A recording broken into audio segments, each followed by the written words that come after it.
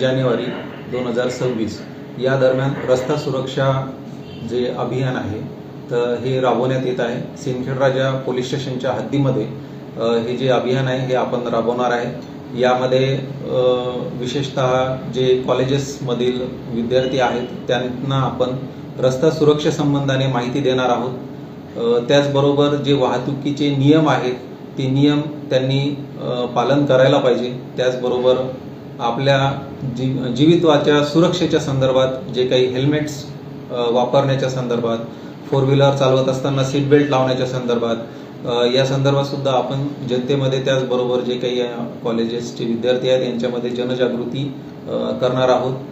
त्याचप्रमाणे वाहतूक जे टू व्हीलर आहे, टू व्हीलर चालवत असताना त्यामध्ये ट्रिपल सीट बसू नये। त्याचबरोबर सुरक्षेच्या दृष्टिकोनातून जे काही शाळा कॉलेजेसमध्ये जे विद्यार्थ्यांसाठी व्हॅन्स लावलेले आहेत तर त्या व्हॅनच्या सेफ्टीच्या संदर्भात सुद्धा आपण माहिती देणार आहोत।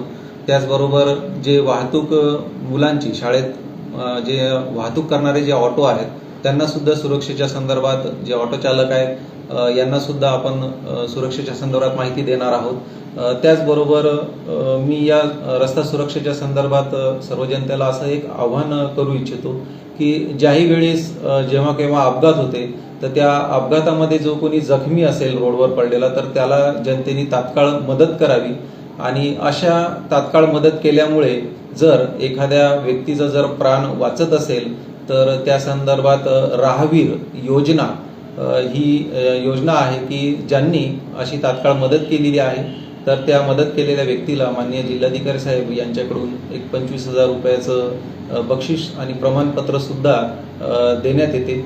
आणि जे कोणी असे मदत करणारे आहेत त्यांना पोलीस तपासासंदर्भात म्हणा किंवा असं कुठलाही त्रास देत नाही असं जनतेने त्यांच्या मनातून काढून टाकावं। सर्वात प्रथम आपलं कर्तव्य आहे की ज्यावेळेस जखमी असेल तर त्याला जखमीला तात्काळ दवाखान्यात आपण पोहोचवणे।